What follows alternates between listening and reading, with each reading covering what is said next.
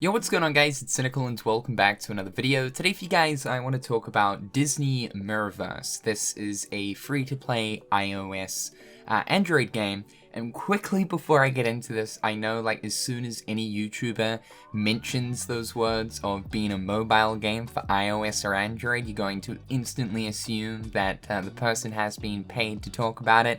No, I have not been paid. Thought I'd just make a video talking about this because I do find it kind of interesting, and I don't want to say it's like an amazing mobile phone game, but it's just okay.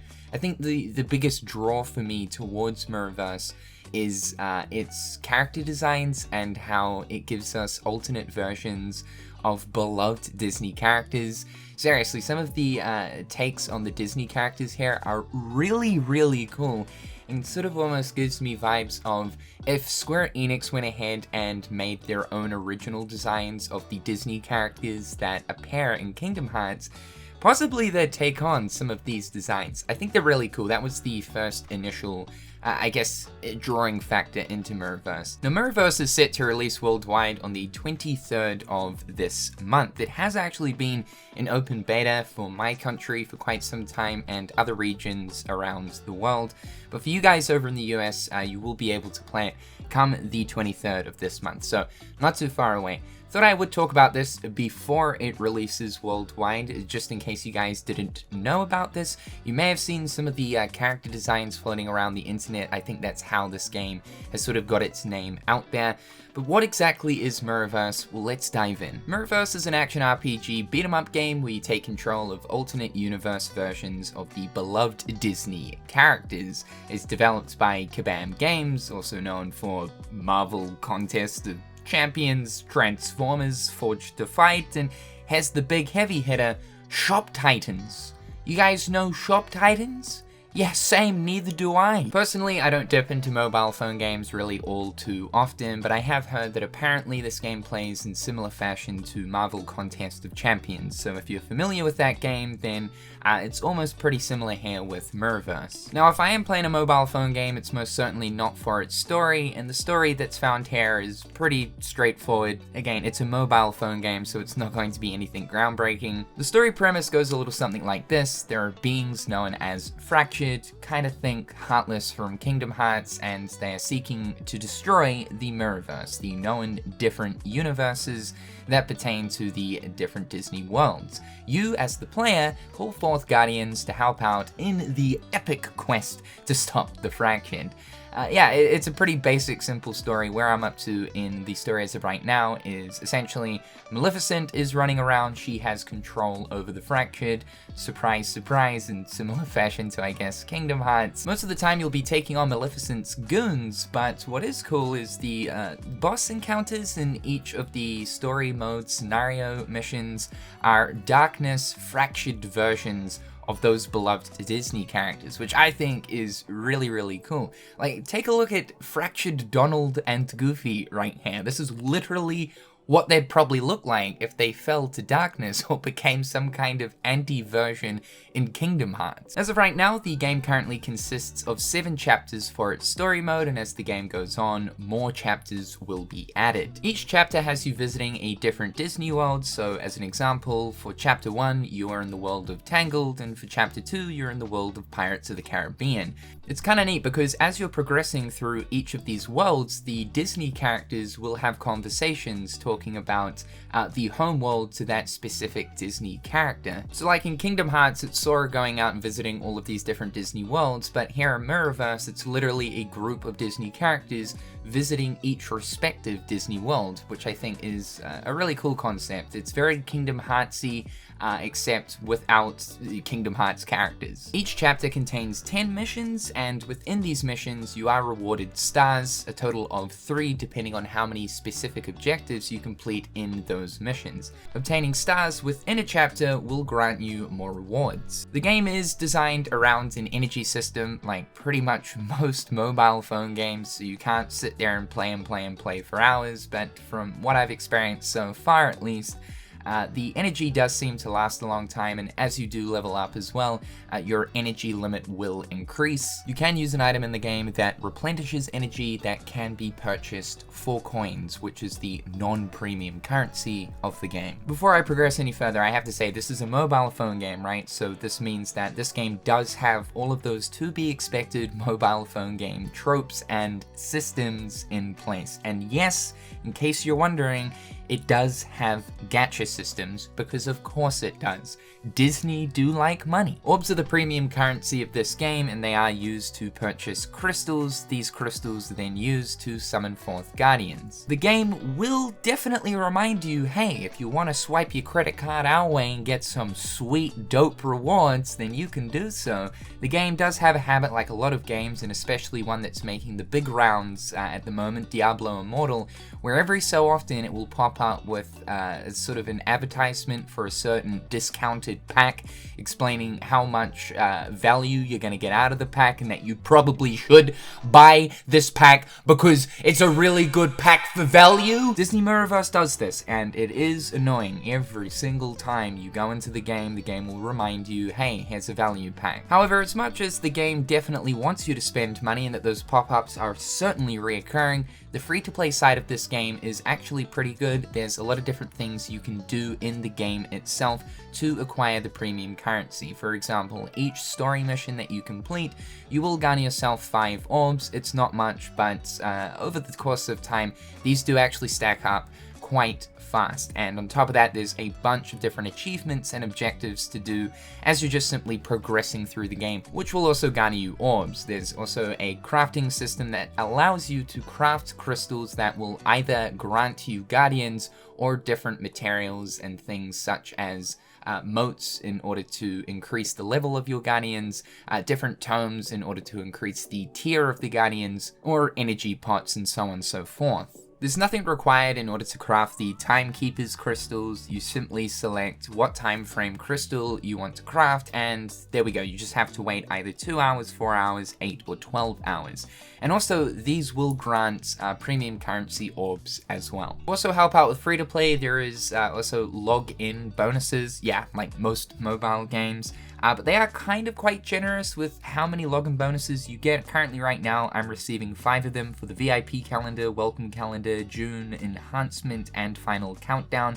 VIP, I believe, is handed out to anyone who plays, and then afterwards you need to purchase VIP in similar fashion to the VIP pass for Union Cross, but otherwise you will get the welcome calendar, the June calendar, enhancement, and final countdown, which all give you different rewards, whether it be premium currency or crystals that can be opened for guardians. So again, this adds on top of the fact that like you are given free stuff throughout just simply playing the game and to rack up premium currency in order to obtain more guardians. Now what I don't know is how sustainable this free to play is. Sure, at first it might come across as being really good in that yes, you don't have to spend a single cent, but let's say months go by and you eventually progress to a point in the game where it takes so long to get a single slither of progression where essentially you just end up caving and spending money. A lot of mobile phone games do this. They welcome you with open arms. You eventually garner a liking or a possible addiction to said mobile game, and then you have basically no other choice but to spend money because you want to continue to play it. This is 100% the predatory side of phone games that I absolutely despise, and when I do see the value packs pop up,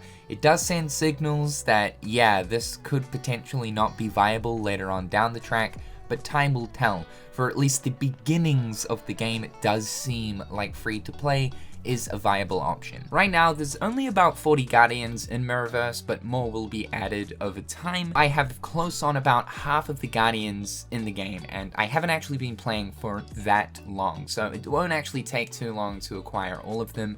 The main thing that you really want to be focusing on here is getting the tier up to 5 stars. So 5 stars, the highest tier for each of the Guardians.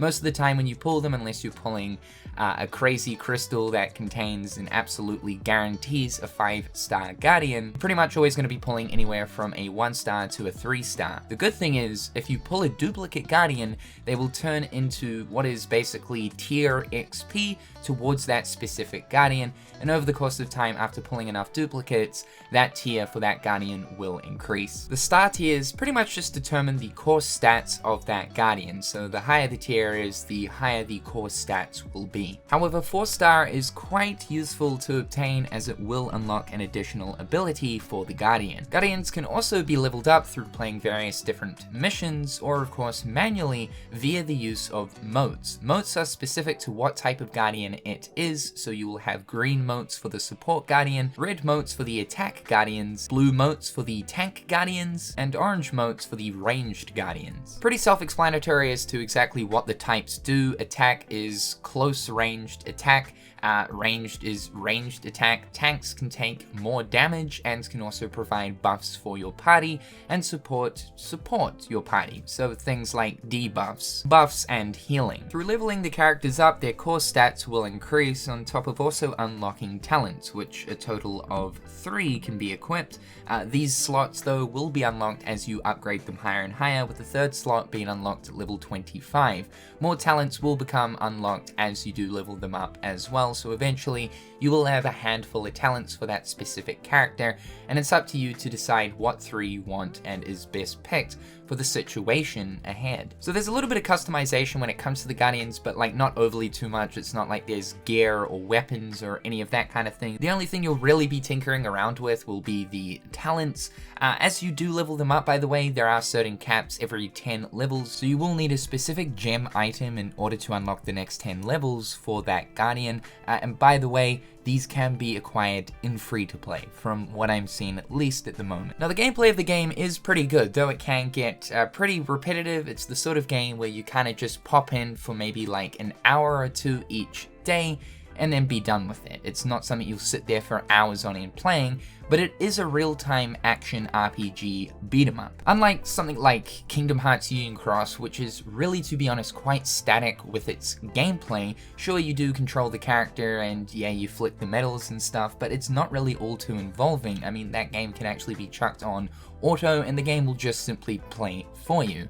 Here in Mirrorverse, you literally do control the character. You can move around, you can flick the screen to perform a dodge, you press the attack button to attack, and also press the ability buttons to perform abilities, all in real time. You can have up to a total of 3 party members selected at one time for a mission, and can switch between them on the fly to take control. Otherwise, in the background, your party members will be attacking enemies and supporting you. Now, it sort of works like a beat 'em up where you will have to defeat all of the enemies in one area to then progress to the next area, and so on and so forth until you get to the boss segment, which is always a fractured version of a beloved Disney character. Again, seeing these like darkness type versions of those classic Disney characters is really neat. What's cool though is the fractured boss fights in this game, because they are using the Guardians but just fractured versions of them, it means that they will be using all of the abilities that Guardian has against you, and will also come with all of the different perks, resistances, and other benefits that that Guardian has.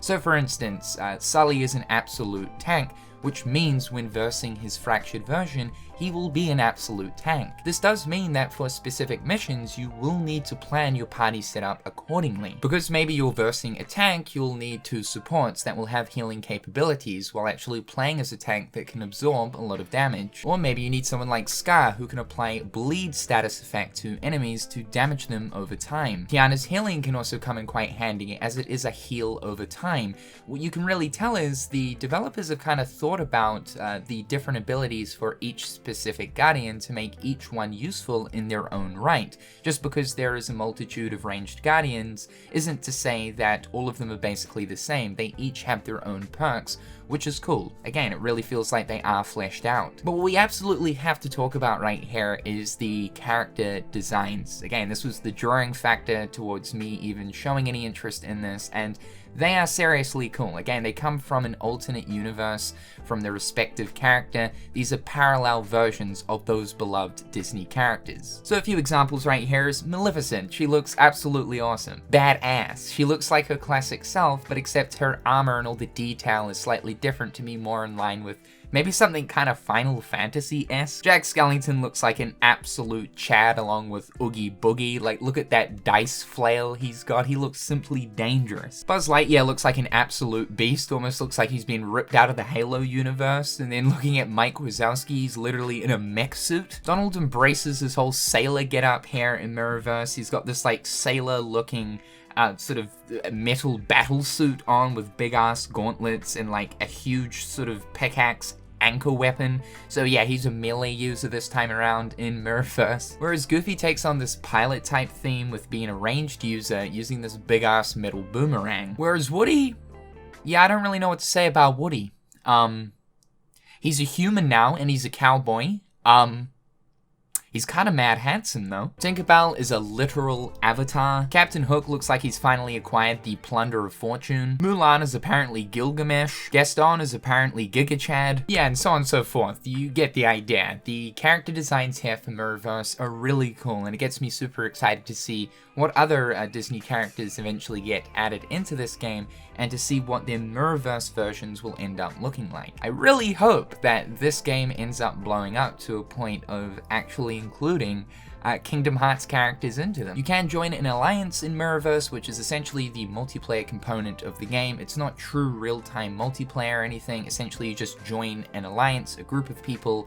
You can chat with them, and then you just go ahead and complete different tasks in-game via different missions. Like, let's say this multiplayer task requires the group to complete missions or get kills with ranged guardians.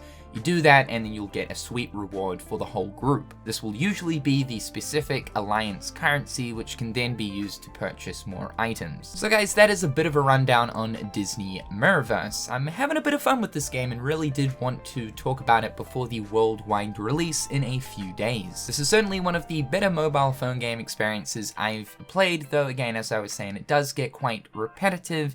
I only tend to end up playing this for about half an hour to an hour each day, and for that time, I do actually have a bit of fun. So if you guys have played it, let me know your thoughts and opinions in the comment section down below. I'd love to know. Have a guys, I'm Cynical, hopefully having a fantastic day, and I'll catch you guys next time. Peace.